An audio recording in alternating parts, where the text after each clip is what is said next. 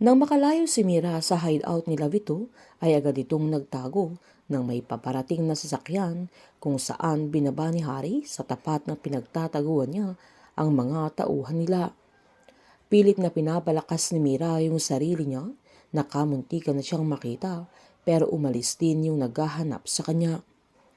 Agad itong lumabas nang saktong dadaan yung van nila Myrtle, kaya muntik na siyang nasagasahan na agad nawalan ng malay.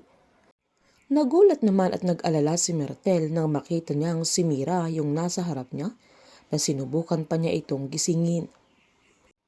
Habang bumalik si Iris sa loob ng venue, kaya sinundan ni Tyrone na agad siyang sinampal nang sinubukan niyang pigilan ang asawa niya, kaya agad siyang sinita ni Petunia. Agad namang humingi ng tawad si Iris at ginit niyang hindi yun wedding anniversary at mas lalong hindi yun renewal ng vows. Patagong sumisilip naman si Jasmine nang saktong dumating yung mga pulis na tinawagan ni Iris. Giniit pa ni Iris na inimbitahan niya silang lahat para maging witness sa pagbawi niya sa vow sa kanyang asawa dahil niloloko na naman siya ng kanyang asawa. Agad-agad namang umalis si Jasmine sa mismong venue na tinawagan niya yung driver niya pero hindi niya ito makontak dahil kailangan na niyang umalis.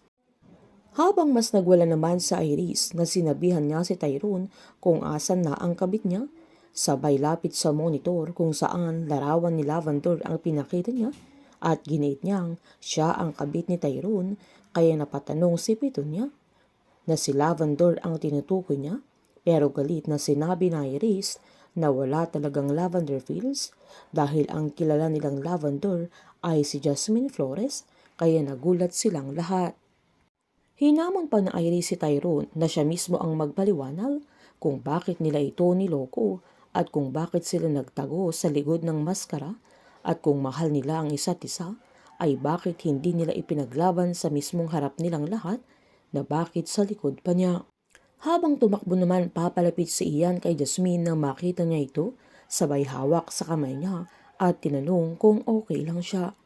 Sinabihan ni Jasmine na kailangan na niyang makalis, kaya agad binitawan ni Ian yung kamay niya at sinabihan niyang umalis na ito, kaya nagpasalamat naman si Jasmine dahil kahit booking na ang lihim niya ay hindi pa rin ito naging rason para pigilan siya ni Ian at isumbong niya kay Iris na andoon siya lalo't magkarelasyon sila ni Patrick. Habang nang dumating ang mga pulis ay niligaw ni Ian para hindi nila mahabol si Jasmine. Hinila ni Tyrone sa Iris palabas nang hindi na ito nagpaawat. Nang tumakbo naman si Jasmine ay nahabol siya ni Patrick, kaya hinawakan niya ito sabay sumigaw na tinawag ang mga pulis pero nanlaban si Jasmine kaya nakalayo ito.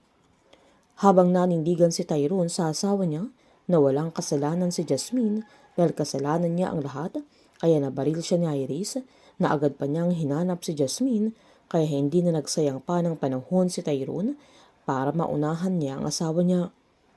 Nang nakorner ng mga pulis si Jasmine ay saktong dumating si Tyrone para iligtas siya, na agad-agad naman silang tumakas nang mawalan ng malay yung dalawang pulis.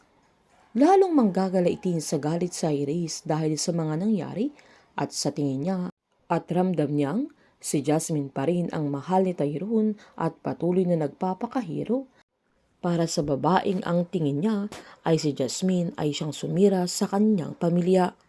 Painit ng painit ang mga tagpo, sabay-sabay po nating subaybayan ang advance episode ng Lavender Fields dito lamang po sa aking channel. Patuloy lamang po manood at mag-subscribe para ma-update po kayo sa mga susunod na episode. Marami pong salamat.